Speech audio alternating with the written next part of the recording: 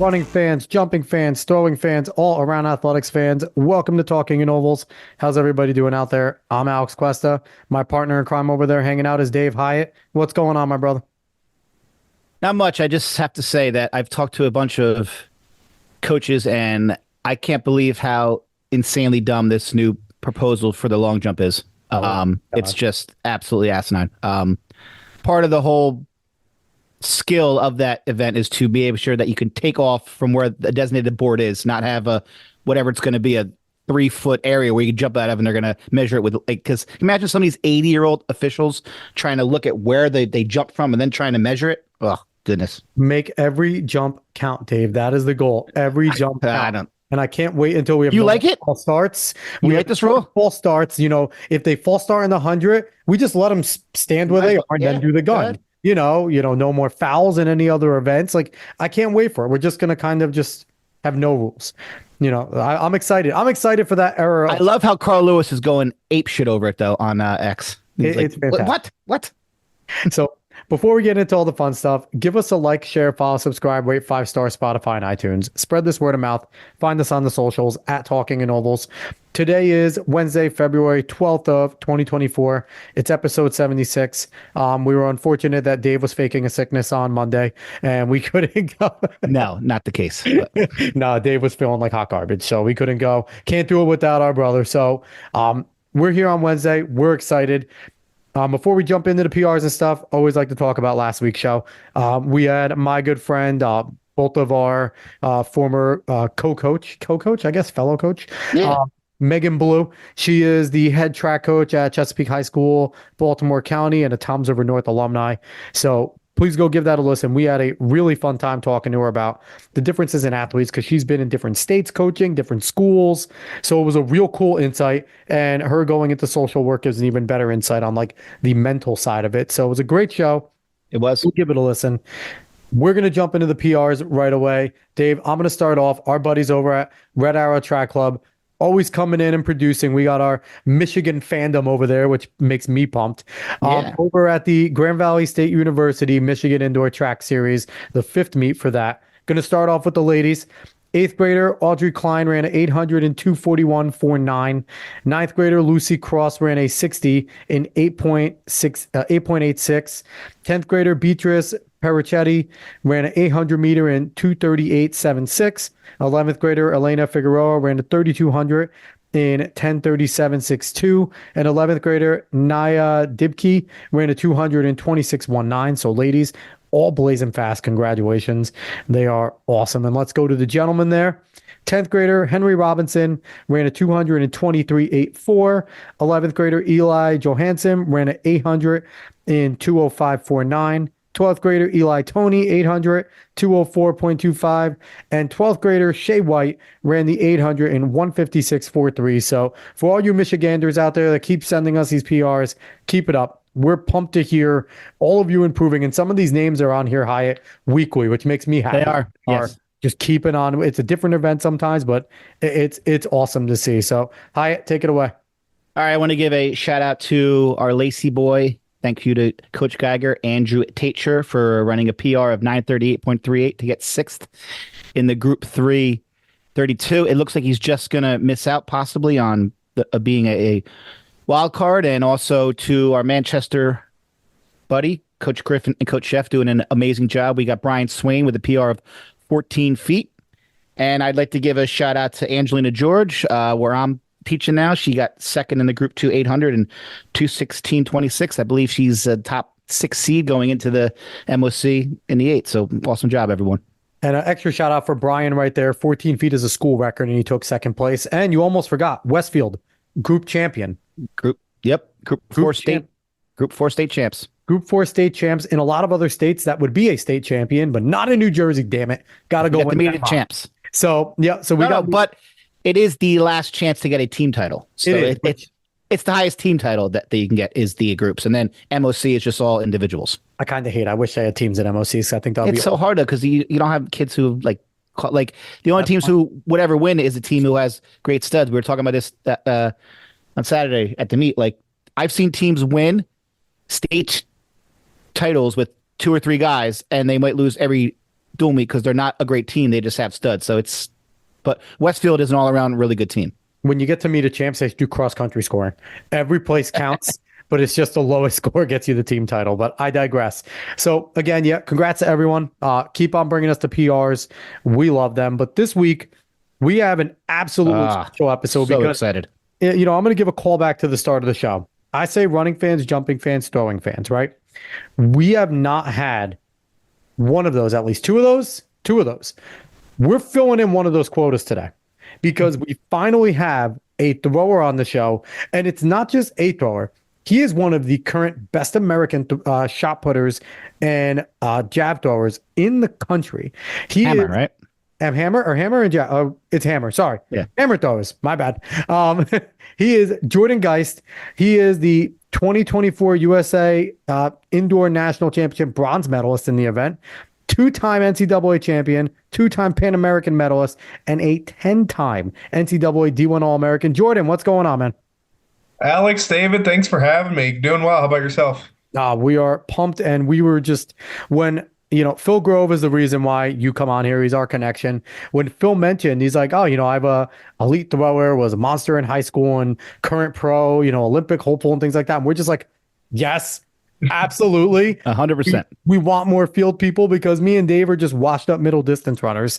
And that's kind of where our connection is with all middle distance. So it's like really cool to be able to get those field people in. But I'm going to start off this show the way I start off every show with all our other runner people. When did you get the spark to be a thrower and just continue to throw and make that your path? Because I'd imagine, when I think of throwers in high school, even in college, a lot of your football players, a lot of, basketball players, people that want to get better footwork, maybe some wrestlers and outdoor to get some footwork, your heavyweights. And those are the ones that went out for it. And some of them excelled and kept doing it. But for the most part, they were trying to do it to get better footwork, live in the weight room and just do a sport while you're doing it, right? So when was that spark that you were like, yeah, I'm going to keep doing this? I mean, the biggest one, so I started throwing when I was 8 years old. So this is my 18th season throwing. My first few years was just kind of over the summer. I was still playing football. I was still doing basketball, doing the team sports. Those are typically a lot more fun than going out to the high school with your dad and trying to throw a metal ball 20 feet or less at that point. So it wasn't really until middle school, whenever I started being kind of part of a team for a school doing the sport, that I realized kind of how good I was for that age group, middle school into high school, but also just how much more fun it is for me than playing football or basketball. So slowly I stopped playing basketball after middle school, stopped playing football after my sophomore year. I was getting recruited by a couple of D1 football schools after my sophomore year of high school, but track was the passion. Track's what I was good at, and the other two were just kind of taking away from it at the level I was getting to. So kind of middle school, high school, once I started competing for a school against seeing a lot of other people in more of an organized fashion, that's kind of where the spark developed there. I have to say, I've always been so jealous of the throwers, right? Oh, yeah. Because here I am, I'm sitting there trying to not eat all day, basically, like being a psycho. And then all of a sudden, here comes a senior thrower that just got back from like Wawa in Jersey with a bunch of sandwiches to share with the other throwers. It's like, oh, we're hungry. We got to eat. It's like, if I eat, I'm going to throw that up on the track. What is that? Did you guys ever have any fun rubbing the noses in it? Someone like the crazy runners that were like, don't want to eat much as you're like pounding like a meatball sub in front of their face? A little bit, but once you get into college and you realize how much some of the distance runners eat at a high level, it's pretty much a wash at that point. Yeah, distance That's the truth. and absolutely When they can eat, they go for it. Exactly. Exactly. So, bring us down memory lane. So obviously you have a lot of memories, in throwing, like you said, you started at 8 years old, you kept going. What are some of your favorite memories at each level, stories you could tell us that, make you who you are, good things that you remember from doing then? So growing up, I mean, I did track basically over the summers until I got to middle school. And then once I dropped basketball, I did it from basically November through June or whenever spring ball started. So some of the early meets of my brother going to meets in the summer. So in Pennsylvania, it was California University of Pennsylvania. That was kind of the big one. Going to a couple of the USATF national meets. And then the first time my freshman year, I got second indoors in the shot put. I was pretty proud of that at the time, and then went and got second at the age group national meet at USATF as well. And then sophomore year, the biggest thing was winning 3 state titles: indoor shot, outdoor shot, and discus. Wow. And then going on to New Balance nationals and placing 4th or 5th there. And then junior, senior year, those placements just kept going up. So through high school, I won 9 state titles and 4 New Balance national titles and a junior title. And then college, the fondest thing for me is the NCAA titles this year. And then winning my first pro hammer meet up in Canada this year. Those are probably some of the bigger highlights that come to the top of my mind. That's awesome. So I have debated this with many, many people, and I think that I am 100% right. Is there any better record in all of sports than 81 feet by Michael Carter in the high school shot put? That's certainly up there. Yeah. I mean, it's unreal. Like, I remember watching kids, I'm like, oh, 50 feet was good. 60. Yeah. And then, like, I think we had one kid in Jersey that I saw, Nick Vina, was like 73 feet-ish. And it was insane. Like, they had to move everything back when he threw. So what is it like being in that stratosphere and like being one of the best to ever do it at that level? I mean, you just kind of feel untouchable. So, I mean, my junior year, I threw 74 feet. My senior year, I threw 76 feet. But I always had people at the national level that were right there with me. I had Trip Pippery, and then my junior year I had Bronson Osborne as well. So we always had 70-footers in my class. So I always had to keep working, especially once we got to the national level. But at the state level, it was me kind of competing against myself. So it was me at the state meet saying, okay, I want to win by 8 feet this year. And my last year, I want to win by 10 feet or whatever it was. But yeah, that high school record is ridiculous. I had one practice in high school that I threw 82 feet, but I never came close to it in a meet. I threw 76-10 and maybe a 78-foot foul or something like that. But it's just perfect storm to get that thing over 80 feet. 76-10 is ridiculous. I mean, like, think about it. You're winning by 10 feet. That means that the person in second could throw 66 feet, which is a bomb. Yeah. Yeah. So one of the things about, like, I noticed about throwers is things like I used to like to go hang out with the throwers because you guys and girls there seem to have much more of a camaraderie because you're hanging out with each other all day. Like, right? Like, it seems like throwers were a little bit closer. Does that kind of dwindle as you go up in levels, as you go to college and you're really going high level college and now you're in pro? Does that kind of dwindle when it gets a little more competitive? Or is there still more of a camaraderie amongst throwers? Because you guys are kind of like thrown into the corner, go throw here. Like, is there still that camaraderie of like, we're just going to do our thing and enjoy our time here? You pretty much hit the nail on the head. So throws at the professional level, especially hammer, more so than shot put, we're all poor. We're not making any money, but we're doing it together. So we get to kind of relate to each other in that way. And whenever we're all out in the corner, so like indoor nationals, this year in Albuquerque, the shot put ring was 50 feet away from the indoor track. So it's just kind of us over there, just talking crap in between throws, just hanging out. And that's the other thing about throwing is you have a lot of time to talk in between throwing. It's not like running where you're just continually putting in effort. So we have a lot of time to talk. There's a lot of camaraderie across all the throwing events just because pretty similar upbringing for a lot of us through the sport, and just kind of our own situations are all pretty similar.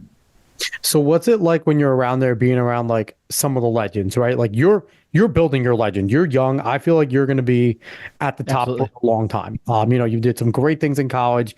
You're obviously doing great things in pro, taking, third with a pretty good group. Do you kind of pick apart things that guys like a Krauser does, or like, a Kovacs and things like that? Do you kind of like watch them and try and take notes, or do you focus more on what you and your coach are doing? So I used to be, I'll say, really bad at it. So I used to watch people and be like, oh, he keeps his left arm back better than I do. I should try doing that. And then I would try doing it and mess up 3 other things we've been working on. So That's kind of my biggest piece of advice I give to the kids I coach or anyone who asks me is just kind of focus on yourself. So like at big meets now or any meets really, I don't watch anybody else throw. I just watch my feet. I keep my eyes to myself and I know kind of what my process is. I think that there's things that Joe does or that Ryan does that are really cool takeaways training wise that I could do, but I'm not 6'7" and I can't bench press 650 pounds. So their throw is not my throw, honestly. And between doing that and balancing two events, it's really kind of have to be in my own headspace to have any sort of success. I have kind of a technical question in a sense. Did you ever not spin? And at what point do you think it's appropriate for a thrower to go from the glide to the spin? Is that something that has to happen with as you get further? Because I mean, I would imagine there's only like the only guy that I could think of who ever threw glide pro was the great offensive lineman Jonathan Ogden used to actually glide. When he threw. But like, is there a time when that's the right move, and is it necessary to spin? I mean, it obviously is since everyone does it. Yeah, so I think that's a great question. I think most of the great throwers start with a glide because even though it's a rotational event, once you're spinning, there's still a very linear aspect to it. You want the ball to be on a straight line, basically from your entry to the release, and there's no better way to develop that path than with a glide and being able to finish with a glide. So a glide finish is a lot more efficient than a spinner's finish because it's more linear and there's a lot less diversion with the ball. So a lot of people start off with the glide, and once you get good at the glide and you think the spin's the right move. So for me, I started spinning in 8th grade. So I threw for 5 or 6 years before I started doing the spin. I did the glide for 5 or 6 years, and there's still a lot of elements that I use from that, and there's still a lot of elements that Ryan Krauser uses from it. Yeah, browser glide. Yeah, exactly. So a lot of people don't do it anymore just because the spin as a whole is a lot more efficient, and you're able to create a lot more torque on the ball. But there's still a lot of elements from the glide that get brought into the spin, and there's been a few really good gliders, especially Europeans. The David Storrell just retired. He was kind of the last great glider on the men's side, but the spin is definitely becoming the much more prominent technique in the shot put, especially on the men's side. But I would definitely imagine that as a novice or someone getting into it, you should always start with the glide because it's a much easier to master because there's way less moving parts. Exactly. It's a simpler technique.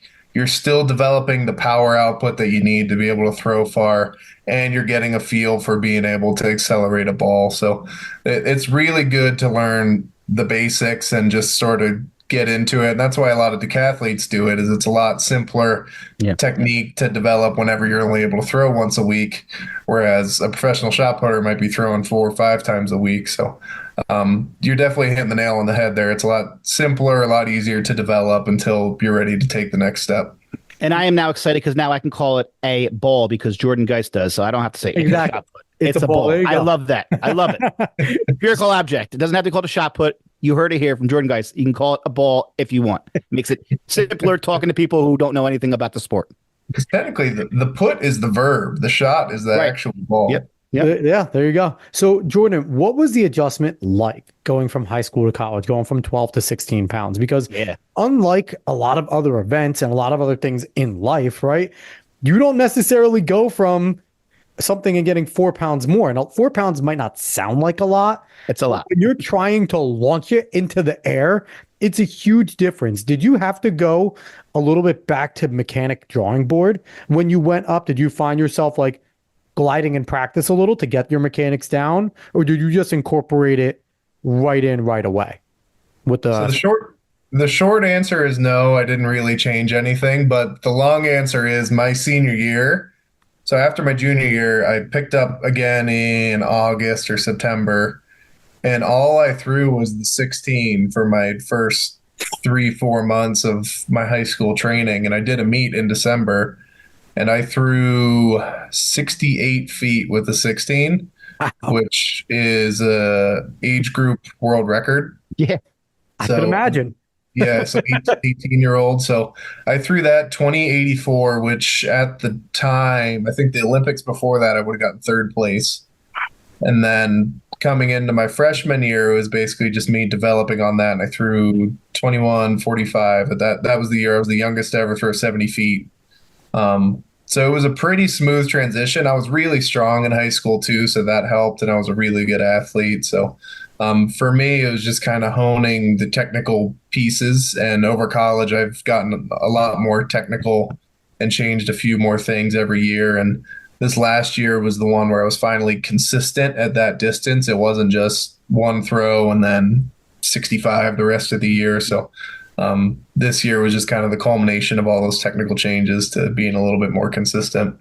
And I love what you just said, because I think a lot of people have this conception that, oh, throwers are just these guys who are heavy or out of shape. They are amazing athletes. You guys have to be in phenomenal shape and have incredible like leg work and footwork and agility just to be able to throw it. So I love that you put in the part of the athleticism. Yeah, so last year, it's just some testing numbers. I benched 560. I squatted 725 for two, and at 280 pounds, my vertical jump was 38.4.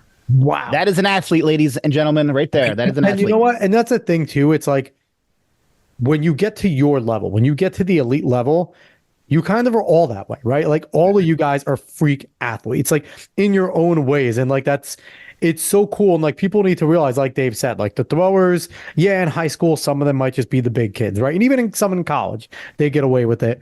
Once you get to the pro and the elite level, it's a very different ball game. So this is kind of a left field question. Did you become a master at converting meters to feet?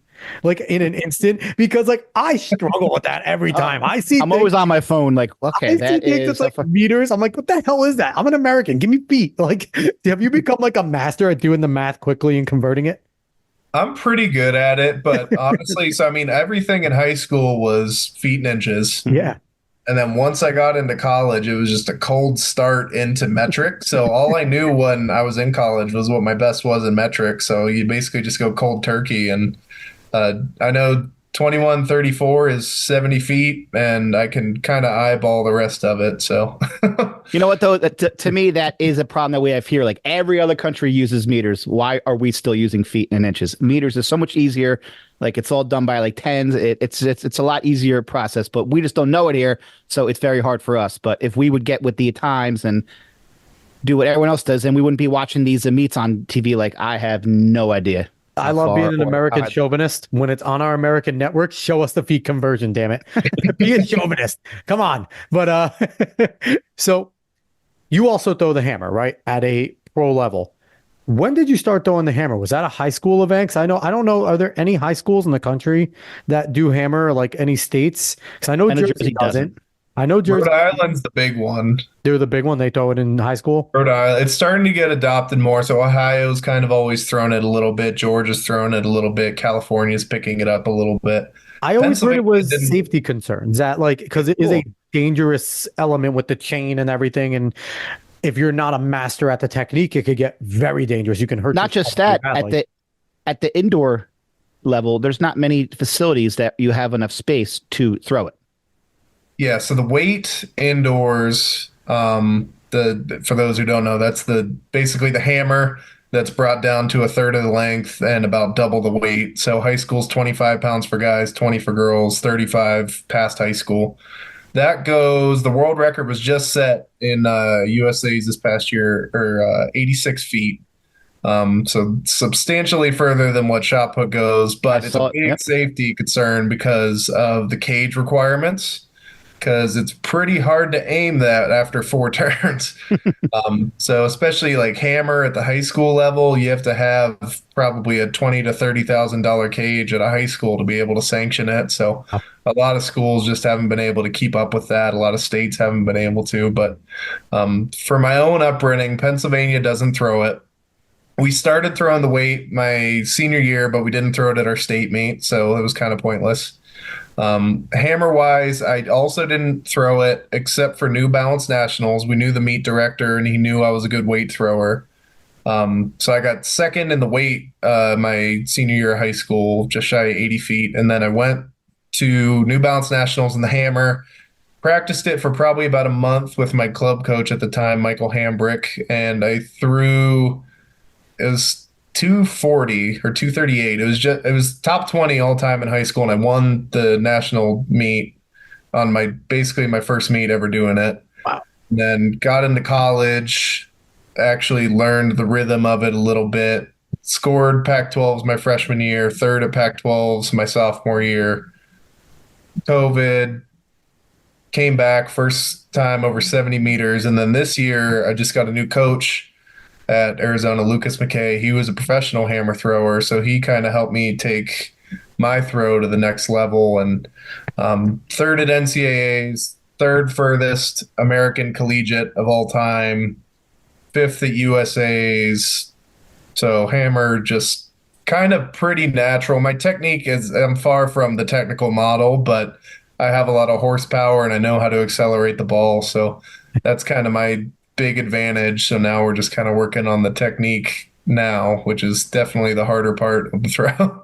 So how hard is it to stay at that elite level in both? Like, is the training similar? Is it a lot different? I would imagine that some of it's the same lifting and doing things on days that you don't throw, or I don't know, you might throw every day, but like how much different is each event to train for? And it's got to be hard to be at that level for both. It is. So the techniques are obviously very different. The concepts are the same. The upper body doesn't do a lot besides release it, and the lower body is what's doing most of the work. Lifting wise, it's going to be pretty similar until you're at the highest level. And then after that, shot put, you still need to bench because you're doing that press. But hammer, you want your upper body to be super loose. So a lot of them don't do any bench press. So are you the biggest hammer guy right now, like in terms of like chest wise and shoulder wise? I'm probably the strongest, yeah, at least. So I'm probably the strongest hammer thrower, and I'm probably not even in the top 20 shot putters in the world. That's crazy, right? Yeah. So the training, I mean, I'm trying to keep it as technical as possible, and lifting, just trying to keep it pretty generic with some specific strength. So I'm throwing heavy implements still, Yeah. but not necessarily lifting super heavy, just to be able to continue to do both at a high level and not have one get taken away from too much bench press or not enough pressing or whatever it may be. So That must be a crazy schedule. Yeah, I can. Every week, like it's gotta be very, very strict. And I'm doing this on this day and this on. So thanks for fitting in the podcast. Oh yeah, exactly. We appreciate that. So is there ever a thought or a time to like just pick one, or do you have a passion for both at this point? And you want to is there a goal to be a double world champion? Like, is that a goal right now? I mean, that'd be great. I don't think it's the most realistic, just because I don't think I can continue to do both to be able to do that, especially over the number of years it would take for Krauser to kind of step back. And the hammer world champion this past year is even younger than I am. So there is going to be a point where we drop one. I'm not sure which one it's going to be yet, but ultimately it comes down to the two paths. So if I want to make money, it's shot put. But if I want to make more USA teams, it's probably going to be in the hammer. So it's really just kind of seeing which one develops more and kind of what my situation is after a year or two of trying to do both. And it sucks as a pro athlete that money is even a factor, but we can get into that maybe later on in the show. But we go over that all the time. It's so infuriating. But and for the record, I'm rooting. I digress for now on that. I'm rooting for you to stick with both and just beat them both and become a double world champion. That is that's my prediction. It's my magic ball. And you have the talking to nobles touch. Everyone that comes on our show does better afterwards. So you're going to be a double world champion soon. I'm just throwing that out there. Perfect. I know for the Olympics this year, I think 4 days in a row, it's prelims shot, prelims hammer, final shot, finals hammer. Oh my. So if I do both at the Olympics, it's going to be a busy week for me. So here's a question for me. So you guys do get a good amount of break in between each throw, right? Is it more tiring to mentally stay in the game and mentally stay focused at these big meets than it is to actually physically execute? Because I'd imagine like you go in there and obviously your first throw, you want all your throws to be great, right? But you have multiple throws for a reason. So it's a good feeler. How does my body feel? Like, type of thing. And then you're going in and looking at it going, okay, I know I didn't do this right, talking to coach. And now what is harder as a thrower, staying in the mental game for those long flights and getting through? Or is it actually physically tougher? Which one is more of a difficult aspect? It kind of depends on each person. So I think the physical part is trained and the mental part is learned, if that makes sense. So Yeah. the mental part, you can't stay in the zone for an hour and a half or however long your meet is, but you can stay in the zone for the 15 seconds leading up to your throw until after your throw. Yep. So that's kind of the methodology that I take, is just kind of that hype up right before I go into the circle. But I'm thinking technically in between about what I need to feel. Physically, it's how you practice. So, I mean, if you're just going bang, bang, bang, bang, bang, throw after throw after throw in practice, that's not very practical. So, I mean, it's going to be kind of practicing that in practice and how you train, of being able to take more time in between reps. And at a high school level, it's easy because you got 9 people all sharing a circle, waiting one after another to throw. So you kind of develop that timing for it. It's just what you do with that time in between throws. So I'll go off to the side, I'll do some drills, try to feel what I want to when I get the ball back in my hand. But it kind of depends on every thrower. And at the high school level, I think the mental part's probably a little bit more difficult. But it just takes reps and experience to kind of develop that.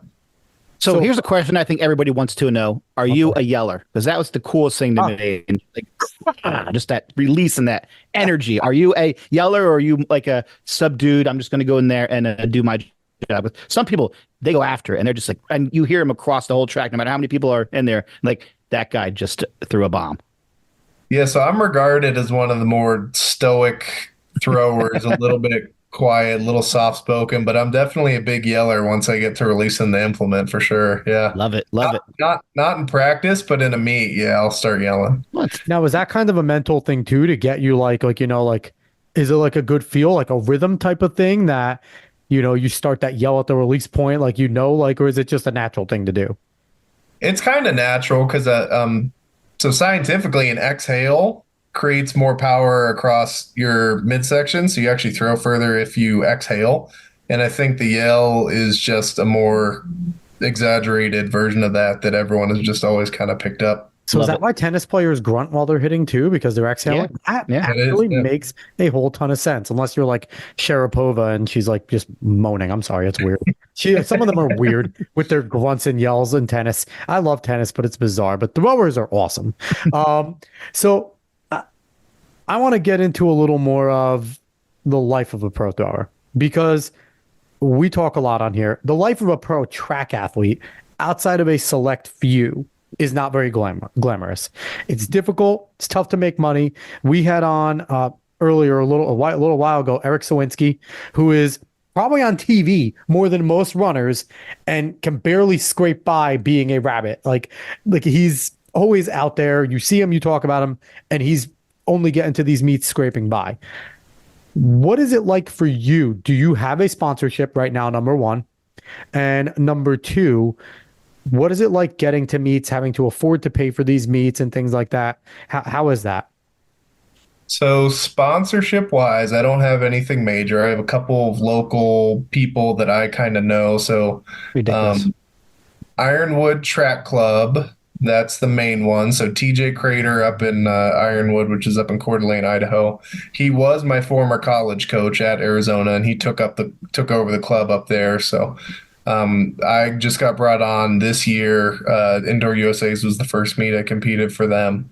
And then the other really cool one is a barbecue company in Tucson that they give me food and gift cards and some gear from them, which is pretty cool. And then I also used to be sponsored by Kabuki Strength, which is a lifting equipment company. I sponsored them for a couple years while I was in college, but not anymore. So speaking of sponsorship, does it help with the success and maybe some of the popularity that someone like Ryan Krauser brings to the event? Do you think that can help trickle down to, I mean, you're still young at it, you're still up and coming, but do you think his success is going to help in the future get more people to notice the shot put? Because he is always on TV, and so that's good for the sport. So do you think that maybe his success could help maybe you guys in the future? I think that it's really good for the sport. It's getting a lot more exposure, especially to shot put. I think the problem is Nike doesn't want anyone else while they have Ryan Krauser and Joe Yeah. Kovacs. And Nike tells people like, we'll sell shoes without you. People still buy the throwing shoes, so they've stepped away from sponsoring a lot of throwers. They kind of sponsor the top one or two in the U.S. for shot put, and then discus hammer jab is next to nothing shoe company wise, aside from I think Adidas sponsors one and maybe a couple others here and there, but no big sponsorships in the throws. You look at the start list for the trials in the mile, and you're going to see a whole lot of Nike, Adidas, Puma, but you'll see maybe one or two of those in the shot put this year. It's mostly just small sponsorships. A lot of people are working two jobs. USATF has started getting better about providing some funding. I was lucky enough to get put on that this year, so it's not enough to live off of alone, but it's enough to help me cover travel to some meets and help cover some cost of living stuff. It's such a shame. I mean, but you are right. When you watch these shots, a lot of like whatever club team that they're on, it's usually the uniform that they're wearing. So I was gonna ask about that. When you're practicing, are you throwing with other throwers? Do you have a team of throwers, or is it more of an individual thing that you guys are in So it that? kind of depends on where I'm at. So I still train at University of Arizona, so I practice with the college kids. If I have a double session and my coach is in a staff meeting, I'll just go out by myself, and then my second session might be with them. But every once in a while, I'll go up to Arizona State as well to work with their throws coach, Ryan Whiting, up there. So he has a group of professional throwers that train up there. So I'll typically train with them, or maybe a collegiate or two will pop in with us as well. But usually it's with other people. That just helps you from going mentally insane and just continually throwing one throw after another by yourself out there. And I just feel like I think we're seeing a lot more like the running clubs becoming a thing, like, with Dathan Ritzenheim, what he's doing down there, and Brooks Beast have been around for a while. And I feel like that could also help you guys out a lot if you can make throwing teams and have a dedicated throwing coach that's not a college coach that is just going to be there and like, okay, let's go to Santa Barbara, wherever, name a place, like, and let's go, here's a facility, let's all go together, let's train our asses off, let's become a professional throwing team.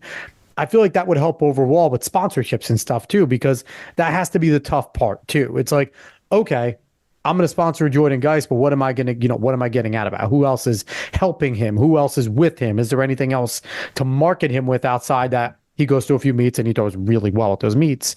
So has there been an avenue or discussion with other pros and coaches about potentially trying to do this? Yeah, they do exist. I mean, when the Olympic Training Center was open, that was obviously kind of the idea over there, Yeah. just providing resources for athletes. But since that shut down, there's a couple of throwing clubs, but most of the coaches are still working at a university for facility usage. Yeah. So, I mean, Tom Puxtis in Alabama, he has a javelin group that he's training over there. Mike Judge at Kennesaw State, he's got a group that he's training down there, mostly hammer weight guys. There's a group in New York, Patty over there, he's trains Rudy Winkler and a couple other those guys over there. Ryan in Phoenix. It's just really hard because a lot of throwers can't afford to move across the country. Yeah. And not have a job and not have the connections that they have. Like for me in Tucson, I have a lot of connections here for PT, for facility usage, for strength and conditioning, for this and for that. So it's kind of not easy for me to walk away from that, especially 1 year out of college. And switching coaches like that's usually not a great idea either, because you want to try to develop this long-term plan and stick with who you kind of started with. So there's a few of people that are making that work, but it's just pretty difficult to do for most of us. Dave and I talk all the time, just how ridiculous it is that you are legitimately one of the top athletes on the planet, one of the top throwers on the planet, and here you are trying to figure out how to afford things. Like, it is absolute nonsense that is occurring. And we'll talk more when we try to figure out like how to, like, when we ask you our famous question of how to improve the sport. I want to ask about meets. Now we see, meets, the spotlights, you go to the Peacock feed or whatever. What are we watching? We're watching sprints. We're watching, some of the mid distance runs.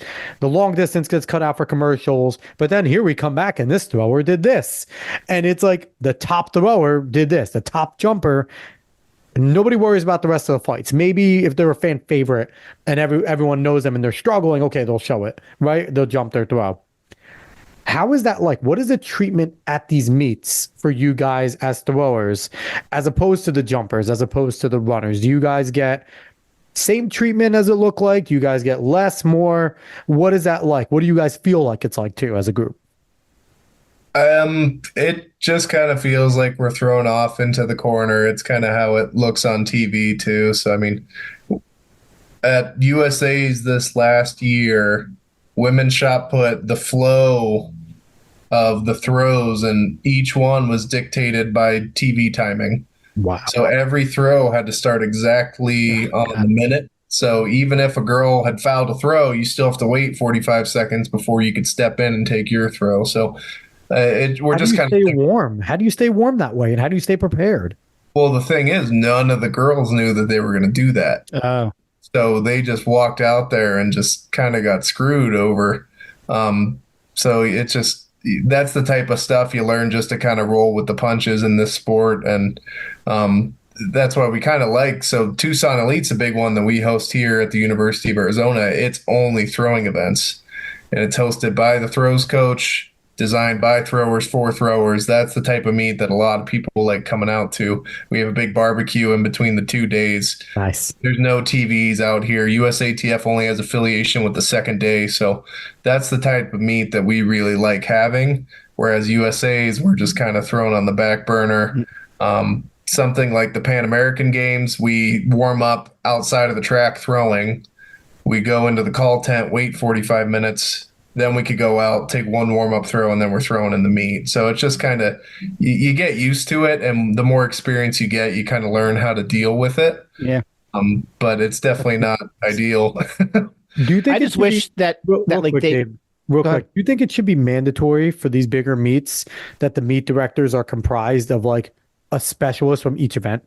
That like, a distance, a sprints, a throwing, a jumping, they should all have like a council or kind of like a board to direct the meet so that there could be a say for every side, because it kind of seems like the directors pick their biggest thing that they want, or USATF, like the TV picks that, but like and no one kind of has like, there's no lobbying for you guys, right? Like maybe one of the coaches that are big or Ryan or Joe could say something, right? Like, but it falls on deaf ears, I'd imagine, all the time. Like do you think that could be a change that would be good for everyone if you guys at least had a lobbying and a say of, hey, this is what we need out of this event as well?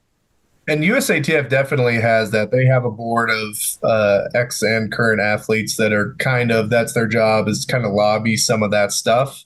But it's a business. USATF is all about trying to make money, and they put some of that back towards us, but it's not as much as we would like, obviously, but it's a business. You just kind of learn to roll with it. We understand that for the trials, we're going to be out there over 3 days, and the hotels are going to be jacked up 3 times as much as they normally are.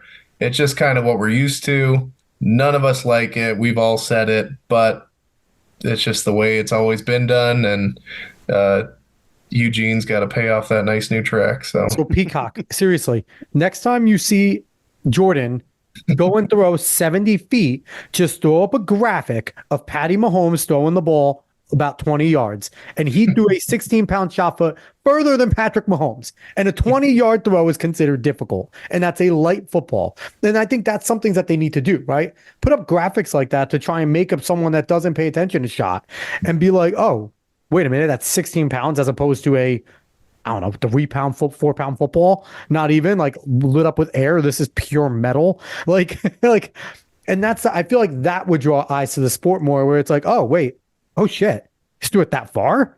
That's insane. Like, the type of like cool things like that could be, we've talked about that. I know I'm jumping ahead a little, but just kind of that pisses me off that you guys you're great athletes and your track is so screwed up in that way, right? Like, let's focus on the one, let's focus on the two, let's focus on the mile. And if there's someone great in some of the other events, maybe, but those are the bread and butter, right? And it's terrible. So like It's awful. so anything else you want to say about like what goes on at meets that you kind of want to get out that maybe people don't know about what goes on with throwers and things like that? Coming off of indoor USA's, nobody likes that circle. Um, Ryan Krauser doesn't like it. Tripp, who's a Nike athlete, doesn't like it.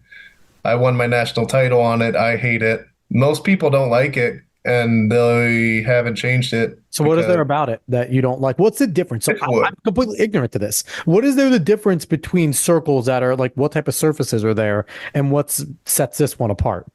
There's a couple. So indoors is a wooden circle at most of the USA ones are going to be wooden circles. There's some colleges who have cement circles. Those are great. Wooden circles are hard because A, they can move around on the surface, but B, you slip a lot easier in wood, especially when you have chalk on your ball and it falls into the circle or whatever. So especially Albuquerque's pretty notorious for being a pretty slick circle. And is that dangerous for you guys too with your legs, like getting hurt? It certainly can be. And it's like, so Eugene, Oregon, their circles on their infield when it's raining are very much a death trap and it's not great to throw in. And then B, we have to throw a indoor shot put, which is a plastic shell filled with sand or tungsten. And the balls actually compress a little bit. So they're not solid formed. A lot of them will compress a little bit. So and they're usually also a lot bigger. So if an outdoor ball's here, indoor ball's there. So that's got to change everything about how you throw too, especially with the weight distribution of the throw as you're spinning with the sand moving a little bit, I'd imagine. And we're the only country that throws an indoor shot put. Right. Oh yeah. If you go to the World Championships, they're throwing a ball outdoors. Yep. Absolutely. And we've hosted worlds here before. I don't think there's any reason why we can't like make that happen at a USA meet whenever that's what we're doing at the world meet. So it's probably because they use it at high school. So like, all right, well, then we'll just keep using it for whatever reason. I don't know why. I mean, I don't know why you can't use a metal shot. And I guess if you're throwing on the gym floor, they don't want that. Exactly. But if you have a facility that has a circle and either it's rubber or it's turf, there's no reason why you can't throw a metal shot in the indoor. At a track only facility, I'd imagine you should make those areas for metal shot puts, right? But they still throw indoor shots even if they have I mean, again, gym floor, I completely understand that's expensive. Yeah. So see, these are all the things that I honestly didn't know about. And that's like it's crazy what you guys have to deal with, right? And so that's pretty bizarre. So what other services? You said cement, you said wood. Are there any other ones? No, those are the main two. I mean, every once in a while you'll find like a plastic one, but those are very, very few and far between. I think Air Force has one, but wood, cement, those are obviously going to be the big two. Do you change your shoes depending on which surface you are as a pro? Are there certain specific ones that are designed for wood or specific ones designed for cement?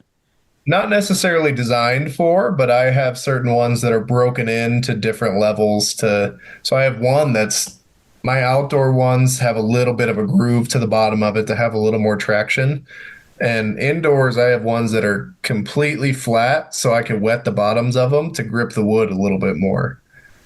Crazy. And is there a huge difference in the shoes for the different events, like shot, disc, and hammer, or are they similar because you have to spin in them, or are the shoes made different? Like is one like a high top, is one a low? I know shots usually like a smaller, like a lower shoe, but I didn't know if there was a difference in the shoes per event.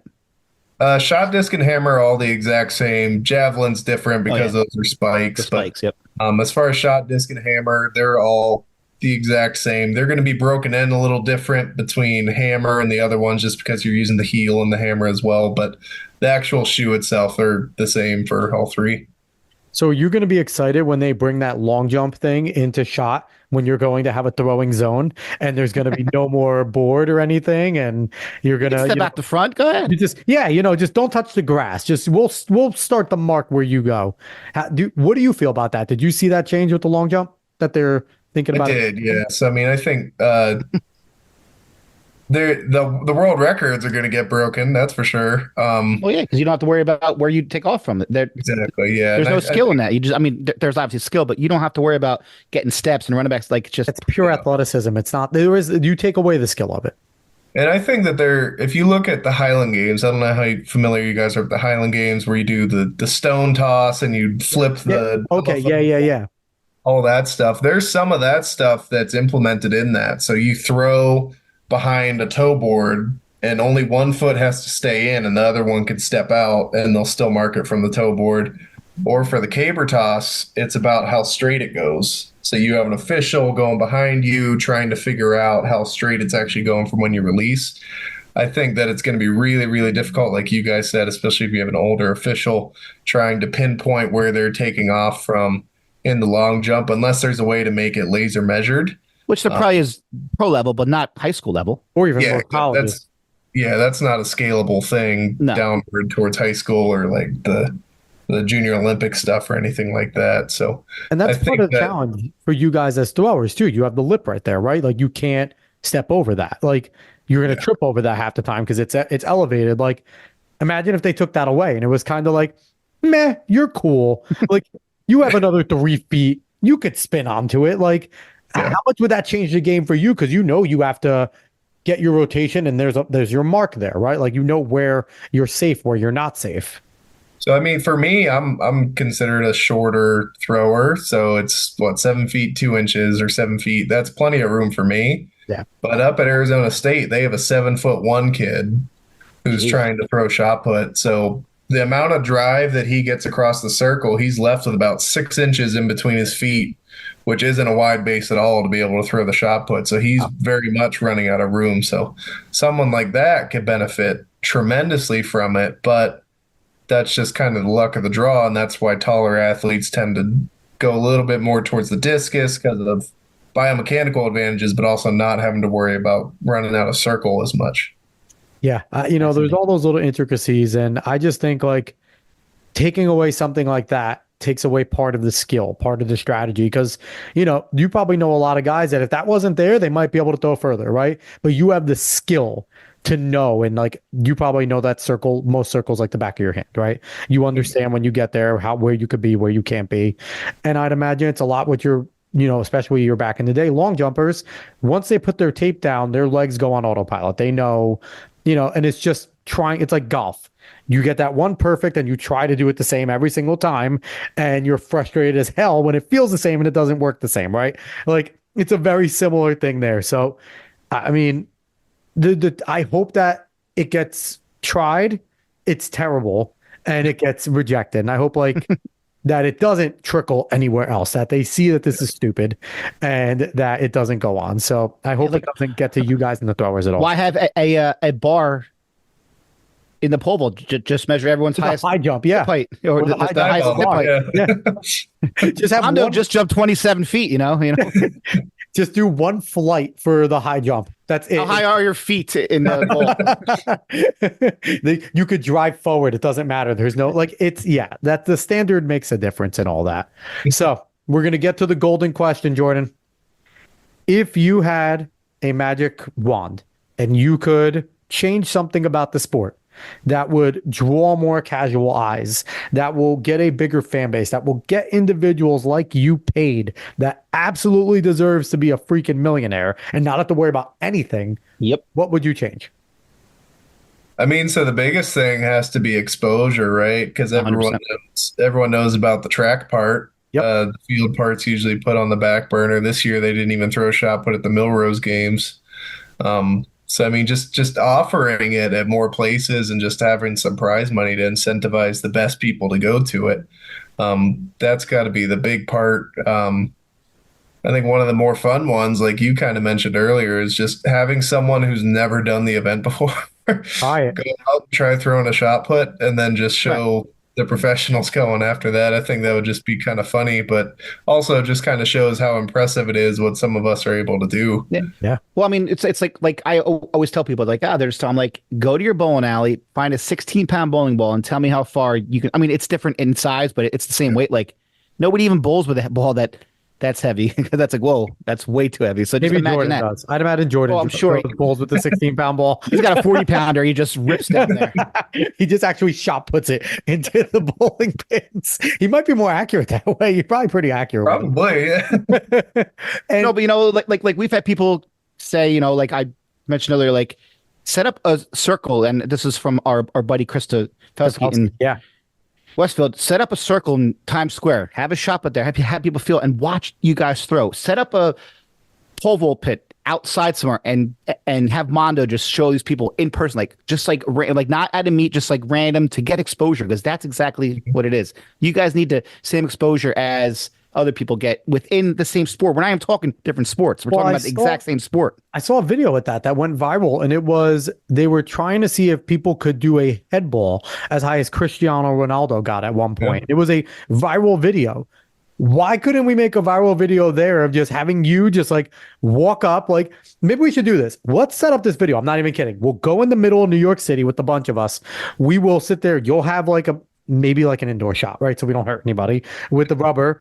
And we'll sit there and we'll be like, whoa, whoa, whoa, whoa, whoa. Like move everybody out for about 100 feet, spreading people out in the middle of the freaking, the sidewalk, and just have you launch that thing and then run with the measuring tape and just like have it go viral and just look at people like, can you do that? Come here, try. Like, just have everyone try. Like, and like even just have you just do like a standing launch. I could imagine you still could throw it like 50 meters, 60 meters standing. So it's like, I think something like that, like make that go viral and like, boom, here's one of the best shot putters in the world.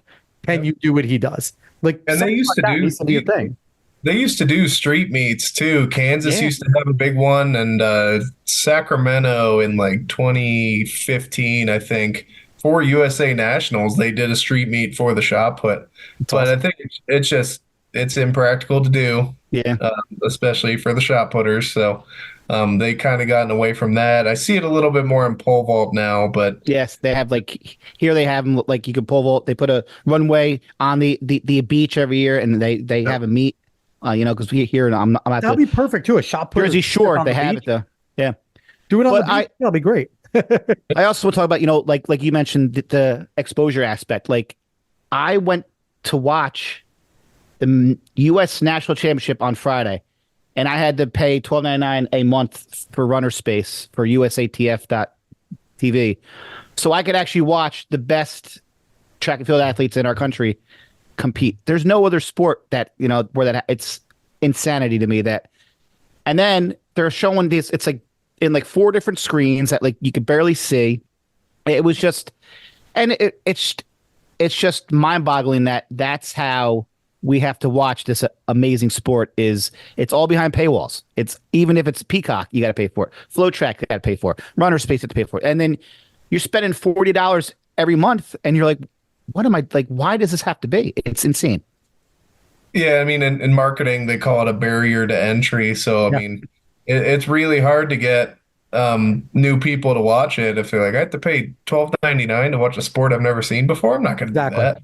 Exactly. It has to be readily available at their fingertips. They could YouTube stuff, but that's not as cool as watching it live or in person. And whenever they're charging $50 to go watch it at a USA National meet, like nobody's going to want to do that either. So it reminds me of like women's soccer. People get so hyped every 4 years World Cup, and then these athletes are struggling to even keep any league to maintain. It's like you guys, like people are going to watch this summer, 100%. It's going to be on NBC every night. It's going to be filled with a lot of silly fluff stories too, and not show enough of the actual events. But every 4 years, people care, and then it's like, although I was happy last year that the Worlds got some really good ratings last year, which was good, but it was on, it was on TV. It was free TV. That's the other piece is location is USA's is always in the same place. I know. And that's a big bone of contention there. Always the same crowd. Eugene is a great crowd, but I bet there's a pretty cool crowd in Miami too. If we went and did meet at Disneyland like A they great do one in Georgia, Arkansas. marathon. Arkansas constantly is one of the best track teams in the country. You'd think they wouldn't love to have them. Their fans wouldn't like it. Yeah, because I mean, Eugene, they know when the dates are, they know they can jack up the rates. Yeah, It's yeah. a Well, great that's the thing. crowd, but the only other place I've competed at an outdoor national meet is at Des Moines, Right. which And again we've is a great crowd, but it's a lot cheaper to do it there. yeah, we've actually talked to a lot of athletes who are like, they appreciate Eugene, but they're like, let's spread it around because it's expensive and they can't afford to go and it's hard to get there. Yeah, It's 'cause, I mean, hard to get there. Austin would be great. Most of the Division I schools could host it. Austin, I know, has hosted it. Arkansas's done some indoor ones, even indoors if we can move it around. It's Right. Albuquerque, Spokane, and Arkansas, and Right. that's pretty. Why not have it in Boston or New York? They did it in Virginia one year. That was Right. the only time. Well, Yeah. Boston has I mean, the New like, Balance one, that brand new, beautiful New Got the Balance. New You Balance think you one, couldn't, yeah. like, that would be gorgeous. That is a track only facility. Or Ocean Vegas, Breeze is gorgeous too. when Vegas opens up that facility, they got to do Well, something that's a there, 'cause 400 that meter and a facility- 200 meter and a indoor 200 track. meter. That would be insane. But so the last thing I want to bring up, and I'm pretty sure you'd be for this, but we talked to David Verberger a little while ago. American runner, great 400 meter runner, ran for 4x4 gold medalist, and he mentioned about having a sprint only meet and making that a big deal. I know they have throw only meets. But they're not on TV. Would it be like, would you be down for that if there was like a big throws only meet and finals only, right? I feel like it would be tough at first to get prelims and finals. People maybe wouldn't want to watch both. Would you be down for something like that if you had a big meet every year, even a circuit for you guys alone, like an American thrower circuit? Here's 6 meets, finals only, hour and a half, 2 hours on TV. Boom, boom, boom. Watch every athlete's throw, and maybe gamble. Would you be cool if people would gamble on you, and if you guys got That's- some money from that? A lot of people have also mentioned that. Put it on DraftKings, put it on FanDuel to create revenue. And USATF tried that this year. They did something called the USATF Pick'ems, and it was basically it was like an 8-piece parlay that you put together. It was like, will the shot put be above 2260 to win and stuff like that. I think that gambling would be great for the exposure to the sport because it 100%. gets people literally and figuratively more invested into it. I mean, I But play the- fantasy football. I don't watch Absolutely. football, but I'm pretty damn invested in the players I got going. But the issue that you just said is that to find that you have to go to the USATF website, and casual fans are not doing that. If you put it on FanDuel or DraftKings, it's I'm going to bet on. Oh, what's this? I can bet on the Olympics or the U.S. Nationals. I know, but it would cause people to do their research. It would cause people to expose themselves more to who these athletes are and to see what you guys do. I keep on saying it should be like horse racing. Since people don't really know about the athletes much, win, place, or show, here are the results they've had the last few meets in this event. And you could do like very similar to horse racing. I think would be great. And you would have people, they wouldn't have to know who Jordan Geist is. They could just see that, oh, okay, he took third here with this throw, this in the shot. All right, I think I'm going to put him in my trifecta. I think I'm going to see if he'll get top 3. I'm pretty confident. And there you go. Like, Yeah. guys, I wouldn't want to Just treat you guys put like like a horses, but that would be picture- good. Put a picture of all the throwers lined up next to each other and be like, I want number 3 to win or something like that. Like a mugshot lineup, like the Yeah, criminal lineup. Right. I mean, that'd be awesome. Just like all you like giant guys just standing there looking mean. And then you know what it'll be? It'll be like the one guy that smiles, be like, I want that guy. He's happy to be there. Like, but Yeah, and like have it sponsored by like some local, like some big time barbecue place or something. Hey, screw that. Muscle Milk. Get Muscle Milk. As much as I'm not a big fan of Muscle Milk, just Muscle Milk sponsoring the muscle. There we go. Oh man. But we could probably go on for a while complaining about track and field, but Jordan, I want to thank you for jumping on. This was lots of fun, man. yes, Jordan, thank you very much for dealing with us and our sense of not knowing. I mean, we obviously know what it is, but it was such an amazing time hearing your perspective on training and what you have to go through and the fact that you can do 2 different sports. It's an honor to have you on, and best of luck. You have 2 really big fans right here. Thank you guys. I appreciate you guys having me on. It's been great. So is there anything that you want to shout out before we get out of here? Shout out Ironwood Track Club. Shout out Kiss of Smoke Barbecue. Been great supporters of me through college and through my whole career, and I'm looking forward to doing something special with them. And do you have any socials where the people out there can follow you? Yep. So Jordan Geist official on Instagram. That's really the only one that I'm really active on. And then I also have a GoFundMe for anyone who wants to help me fund my journey this year and beyond. Do it, guys. It's well worth every Jordan, dollar I have that an you're idea, giving. and I'm going to put this out there in the air, and I think you should do it. Create a TikTok and just call it Jordan Throws, and you just walk up to random people and you're like, give me that. They hand it to you, and you just spin and shot put it somewhere. Just freaking launch it. And people just get like people's reactions.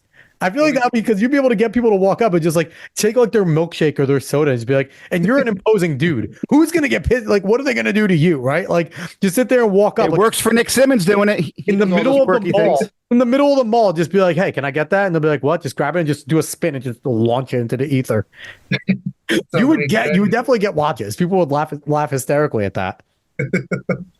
Might be something to that. See, I'm giving you an idea. So if you can't make money on shot putting, go just start saying that you throwing can't. random stuff in TikTok. Like, I think Alex and I get almost more pissed off than the athletes that we talk to, of the fact that you guys are doing amazing things, and the fact that you guys have to struggle is just asinine, and it pisses me off. Yeah, I guess so. That's the thing is everybody who does this sport, we don't do it for the money. If we were doing it for the money, most of us could be in the NFL. We do it because we love it. It's just unfortunate that this sport isn't the NFL. So, how many guys do you think leave and stop throwing because of the money aspect? Like I'm going to stick with football, even though I'm better in track. I'm going to stick with football because if I make it in any way, I'm guaranteed more money than even if I won an Olympics. Even like collegiate NIL deals now too. It's probably luring guys to stay and play big college ball too. You must lose guys. It's a ton of people because I mean, if you look at javelin is the prime example of this. In the U.S., anyone with an arm is a pitcher or a quarterback, especially lefties. In Europe, you're a javelin thrower, right. And that's why they're always kicking our butts every year in the javelin, especially on the men's side, because there's just a lack of talent, not talent, because we have a lot of really special athletes that throw the javelin, but the amount of pool of great arms that there are in the U.S., they're going to the money. They're not going to javelin. Yeah. So Patrick Mahomes, when he retires, go throw the jab for like 4 or 5 years. Yeah. Oh, no. Zach Wilson, I'm a Jets fan. You suck. Go start throwing the javelin. You're not a football player. It's different though, man. I have seen quarterbacks in high school come out. I'm the quarterback. And they can't throw the thing more than 60 feet because it's all technique. It is. I was just making a joke about how much Wilson sucks. But again, Jordan, thank you so much for coming on. We appreciate it. He's Jordan Geist. He is your bronze medalist from the shot put this last indoor championships. Sunday. This past Sunday, yeah. And we appreciate you taking the time to jump on fresh after that. Absolutely. 2-time NCAA champion, 2-time Pan American medalist, and a 10-time NCAA D1 All-American. So definitely go find him, go look for him on Instagram, and hopefully find him on TikTok eventually throwing random strangers things. So if you like what you heard here, give us a like, share, follow, subscribe, rate us 5 stars, Spotify and iTunes. Spread this word of mouth. Go find us on the socials at Talking in Ovals. We'll be back again next week with another amazing guest like we have every week. Everyone, thank you for listening. So long.